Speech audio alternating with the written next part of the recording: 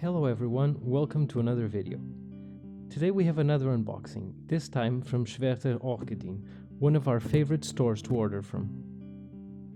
At first we didn't know if we were going to make this video, because the unboxing happened back in May on my birthday, when there were family around and our attention wasn't on filming at all. So we just turned on the camera and didn't pay too much attention to it, and the footage is not very good.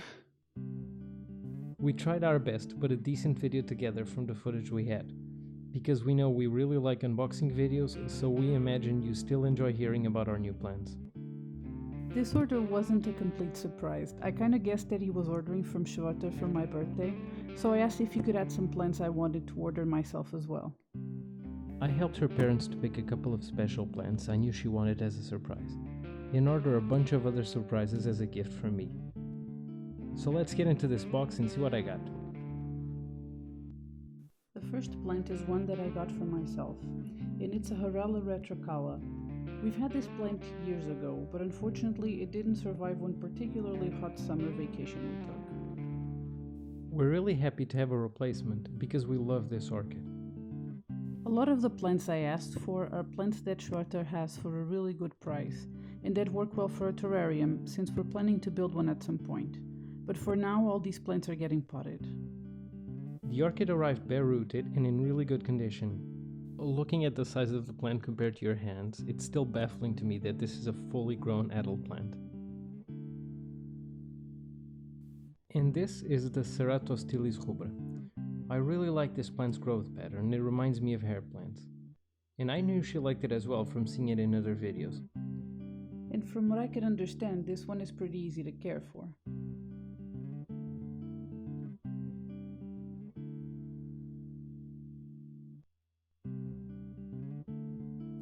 The plant came in a small stone medium we've noticed Schwerter uses for moisture-loving plants like bulbophyllums. We usually repot all our plants as soon as possible, and with these types of orchids we use a more sphagnum-heavy mix.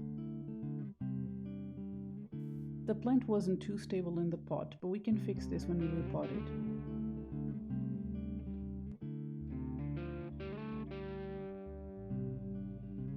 Next, we have Ascocentrum pusillum, that I picked as a gift for her.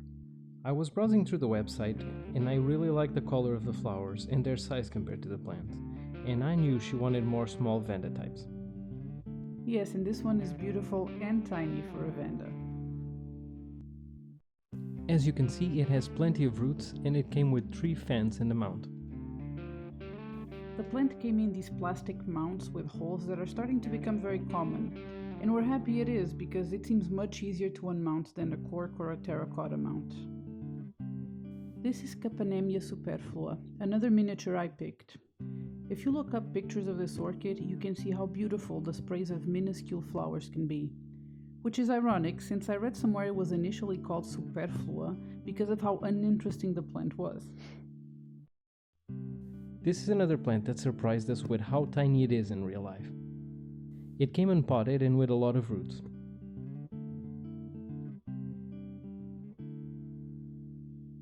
I chose this plant because the cross seemed really interesting to me, and the pink flowers reminded me of the pink root tips of some varieties of Neostylis.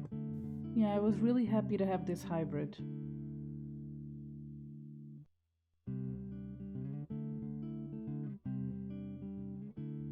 As you can see, it arrived with 3 fans, and it has flowered before since it came with spent flowers.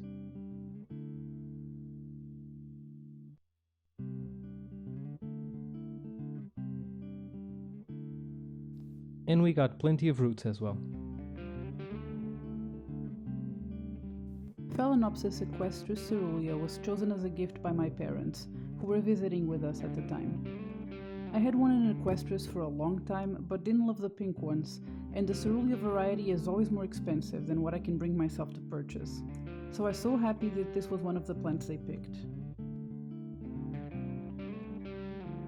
The plant is 1 year from flowering, but it seems overall really healthy.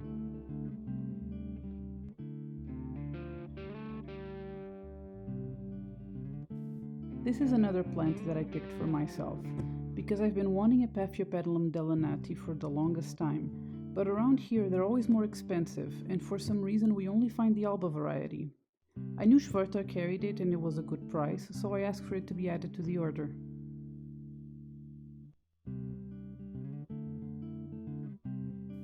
The plant came with a bent flower spike, but after we took it out of the box, it kinda straightened itself out. We kept the flower spike on, even though I don't think this orchid is a sequential bloomer. The foliage of this plant is beautiful. Yeah, that was one of the reasons I wanted this orchid. I love mottled leaf Paphiopedilums. This is another miniature that I ordered. Schwerter usually has these very small terrarium Phalaenopsis species for a really good price. We actually got a Phalaenopsis lobbii in the very first order we made years ago, but unfortunately it didn't survive our inexperienced hands at the time. We tried to keep it mounted in a makeshift terrarium back then, and it was a nightmare to control the humidity, so for now we're keeping this one potted. I always get surprised by how small these plants are in real life. And this is another plant he helped my parents select. And I wanted one of these ever since I learned black orchids were even a thing. I know it probably won't be completely black, but if it's anything like our Maxillaria schunkiana, I'm gonna be pretty happy when it blooms. It looks to be in really good condition, and it seemed to have 2 new growths, but in the end only one of those ended up developing. We're also really happy to have another Catasetum type orchid, since the only other one we have, we got also from Schwerter for a project plant being organized in a Facebook group years ago, and it still hasn't bloomed for us after 4 years.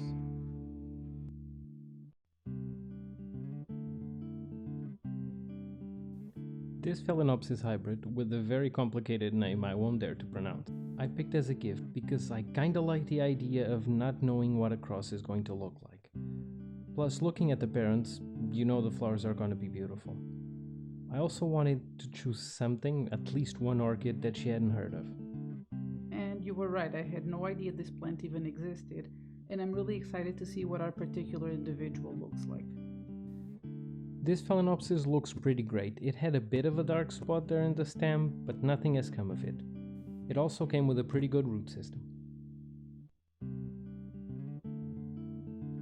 Lilia pumila was another gift from him, and I think it's pretty obvious why, considering it's a Rupiculus laelia species. I think I have referenced my love for these tiny Cattleyas with huge flowers before on this channel. The plant is flowering size and it looks really good, and so does the root system.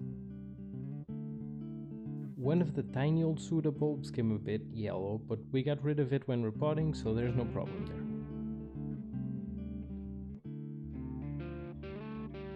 I didn't want another Erangis orchid until I was sure I could keep the one we got last year alive, but I guess he has more confidence in my orchid growing abilities than I do, so he got me another one. And this one is flowering size as well. The one we have is still a seedling. I can't believe how beautiful and healthy this plant looks, and I love the freckles on the leaves.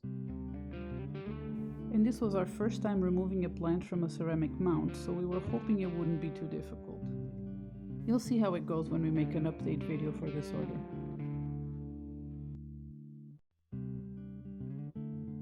This is a Phalaenopsis bronze maiden, a cross between Phalaenopsis schilleriana and Manny. This plant is still 2 years from flowering, but I wanted to get it for her because it has been in her wish list for a long time. It's surprisingly hard to find for sale. I think that for such a young seedling, this plant looks really established and healthy. This particular plant doesn't have a lot of freckling on the leaves, but what it has is very pronounced. I've noticed that the flowers on this hybrid vary a lot, and I particularly fell in love with the one that Bumblebee has shown on her channel. This is another plant that I asked for, because we've been wanting another Tolumnia forever, and I never seem to be able to find them for sale around here. We had one years ago, and it's another plant we made the mistake of mounting because everybody on the internet says they do better mounted. But we had to spray it constantly in the summer, and then the water would get stuck on the leaves, and eventually rot happened, so you can see where that is going. We're definitely trying to keep this one potted this time. Most Tolumnias seem to come buried in these tiny net pots, bare-rooted, and we don't like this setup at all. Yeah, first of all, you can't see the plant properly. And then, since it's bare-rooted, you have to water it constantly, and then water gets stuck in the leaves, and again, you know where this is going. It's probably set up like this in nurseries for some reason, but it just doesn't work for us. Next is Sederia japonica. I guess now it's called the Phalaenopsis japonica, and this is another plant in our wish list that is surprisingly hard to find flowering size without costing an arm and a leg. Schwerter only had it 1 year from flowering, but that isn't too bad. Yes, we had a seedling of Sederia a few years ago, but it was very small, it wasn't a very strong plant, and it never grew properly for us, and it ended up dying. I've read that Sederias can be a bit finicky, and I really wanted to try my best to keep this one alive, because I love the flowers, and I got to smell them once at an orchid show, and it smelled amazing. This plant doesn't actually look that young, and it seems really healthy, for now at least. We saw this plant in flower for the first time in a YouTube video, and wanted one ever since. The flowers are just beautiful. Actually, I got a lot of my wish list for my birthday this year, and we were planning a video where I talk about the plants in my wish list, but now I gotta think about it again. The orchid was a bit wobbly on the pot, but it seems really healthy, and it came with a decent root system. It was only after filming we noticed the beginning of a flower spike that we hope keeps developing.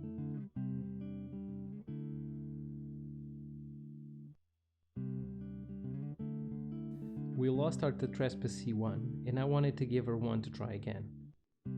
It's always a battle to try and understand the differences between the Speciosa and the Ceratostylis one. I searched high and low and still couldn't understand the difference, so I got her this one as a replacement.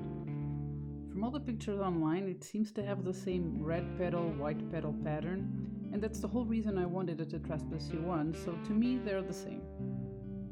And this plant seems really healthy too. I'm trying really hard to keep these ones alive.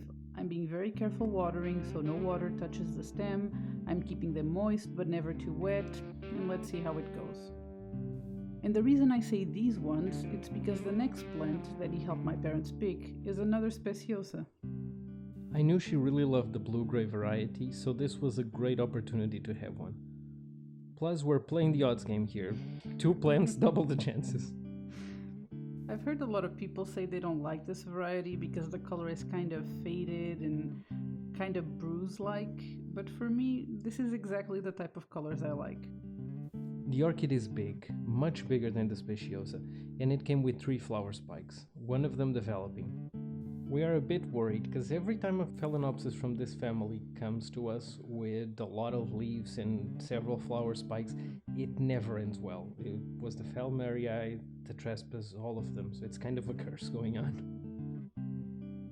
The next plant is a Gastrochyllus, a genus of orchids that wasn't even on my radar, so I was so surprised.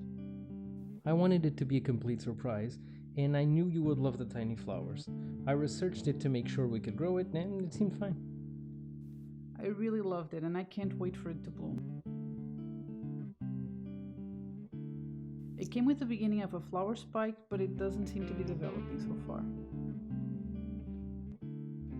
It came out in another terracotta mound, and the time period before we repotted it confirmed to us that these mounds are not for us.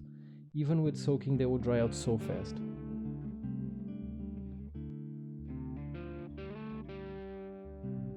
Dendrobium aberrans is another plant I ordered for myself.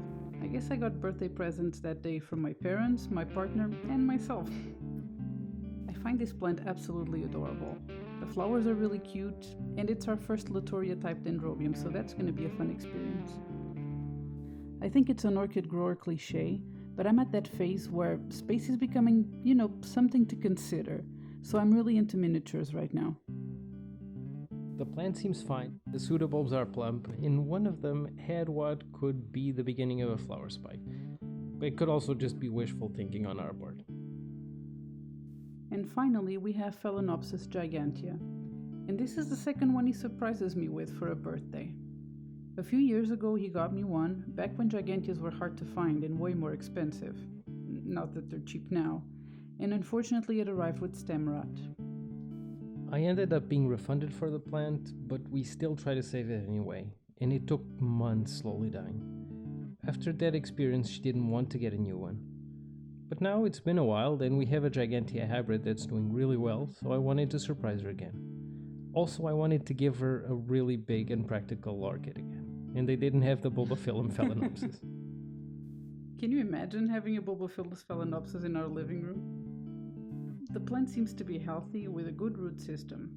It's supposed to be 1 year from flowering, and I'm not too sure about that, but it's still a pretty good sized gigantea, I think. So that was my birthday haul. Some orchids were surprises, some were wish list staples, and others were replacements for long lost plants. We've always had positive experiences when ordering from Schwerter. Even if a plant doesn't arrive in great conditions, they've always been very reasonable when contacted with any issues. But this time I think everything is perfect. Yes, there wasn't like a single plant that I thought I have to keep my eye on it, or I'm worried that something's gonna go bad and I'm gonna have to contact the store. I'm pretty sure this is the only plant order we've ever made from any shop that there wasn't even the smallest issue. We hope you enjoyed this video, and if you did, please consider liking and subscribing to our channel. We're planning to make a repot and update video about this order in a few months, so if you want to catch that, don't forget to subscribe. Goodbye.